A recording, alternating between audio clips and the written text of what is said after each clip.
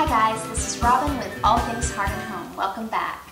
Today I am going to do a spring project. It's late winter here, but I have got a little bit of spring fever. I don't know about you. The project I'm going to do today is super easy and a great first project of spring. It starts with a terracotta pot, which I love working with terracotta. I have several tutorials on the blog about how to give terracotta an aged patina look, because I never leave it the burnt orange color. Just for me, it's better. I like it to look a little softer. I added some natural elements after doing a super easy aging technique here. Natural elements and a little bird and a chalkboard sign. This would be a great Easter party favor or a great Easter hostess gift. Also, I thought, wouldn't it be cute to say welcome baby and do it with for a little baby shower, maybe for decoration or for a hostess gift. If you were going to a baby shower in the spring, that would be nice. So this is an easy project. I can't wait to show you. Are you ready to get started?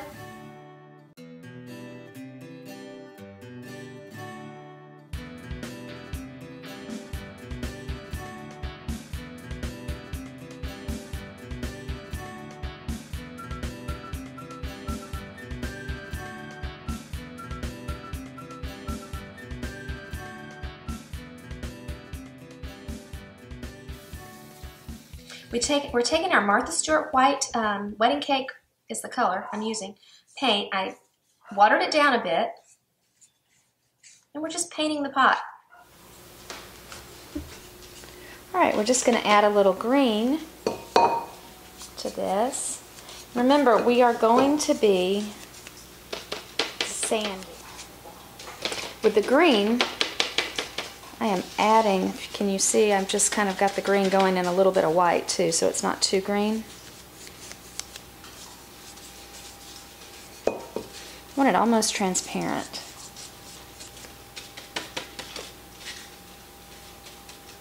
Mixing the white with it really helps.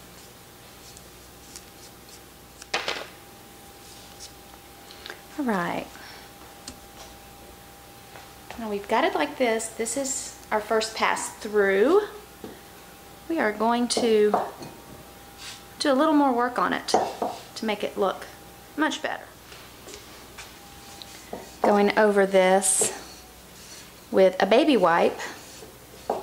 I use those a lot in crafting.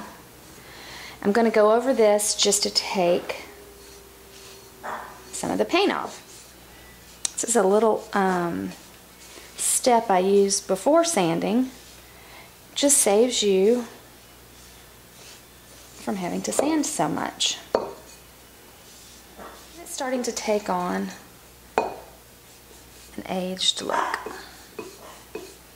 You can kind of take the baby wipe and take your fingernail, scrape a little bit, get more paint off, and it starts to look really good.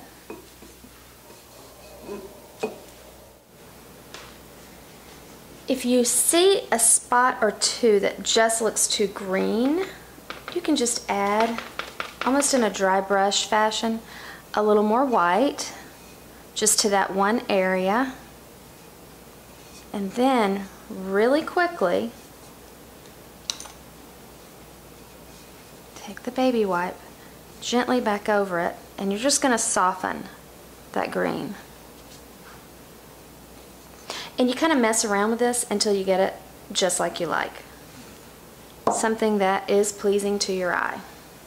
Now, if you mess around with it too long, you know, wiping it off and repainting and wiping it off, and it gets dry, all you have to do, if you don't like it, like I'm not thrilled with this right here, is go back with some sandpaper and just scuff it up a bit here and there.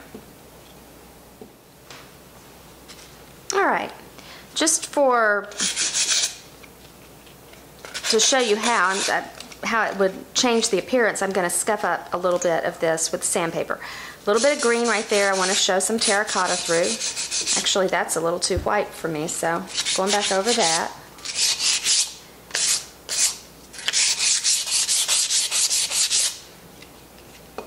You may like it just fine after you finish with your baby wipe. That's great. If not, I have some 220, And really, you can see it just looks a little more worn around the edges. All right. I like the way that looks. Got it about like I want it. Now, let's make something pretty out of this. All right, I bought a piece of sheet moss. All right, we just cut strips that we're going to just kind of take over the lip of the pot. Working with moss like this, the sheet moss, it's very forgiving. If you have a little bit that comes off, you can just add a little of the overflow that kind of, there's a little bit of trash that comes off, as you can see, and you can just glue it right back on if a little piece pulls away from the sheet. It almost connects seamlessly. This is what I use to make moss wreaths.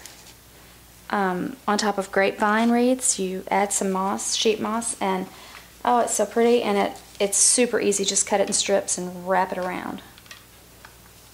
Maybe I'll do that for YouTube sometime. Although you could do it easily by yourself without a YouTube video. Oh, see, I just got, because there was glue on my finger, so a piece of the moss came off of the backing, so I'm just going to put a little glue there, and I have some excess here that just kind of flaked off. Just add it back. It is just really forgiving and easy to work with the exception of working with a high temp glue gun. Pretty much removes my fingertips every time. But with a low temp glue gun, I don't know, I feel like things peel up. So I occasionally use low temp, but most of the time I use a high temp glue gun. Alright, we're just going to finish this with another strip. Alright, I started with just a square piece of styrofoam, and I just kind of chopped around it until it fit nicely in here. There you go, because we're going to put like a little nest on top. I have this grapevine wreath. It's a tiny one. It was super cheap at Michael's.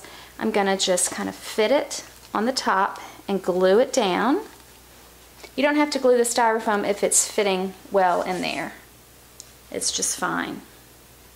Then we'll glue our wreath down.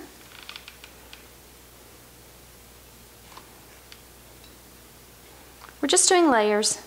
Don't you find in design, whether it's you're decorating a room, whether you're dressing yourself, or whether you're doing a craft, setting a table, everything is it's all about the layers. That's what we're doing with this little guy. Alright, just hold it down, and this is one place the high temp glue gun comes in handy, because this grapevine wreath does need that. I'll probably go back and add some glue on the inside. Alright, we've got these little chalkboards that I got from Michael's. They're a pack of 4. So again, this would be a fun thing to do with, you know, a group of girls, or if you have daughters, because you could share all these. There'd be plenty to do 4 of these. So I'm going to take these and paint them. I got this Martha Stewart craft paint in this really pretty seaweed color. You can see that green. I love that, the deep blue-green.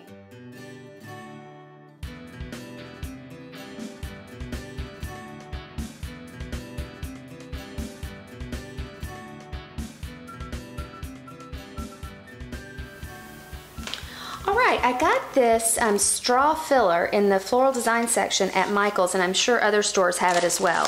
It says, you know, like for Easter baskets or just filler in any floral arrangement.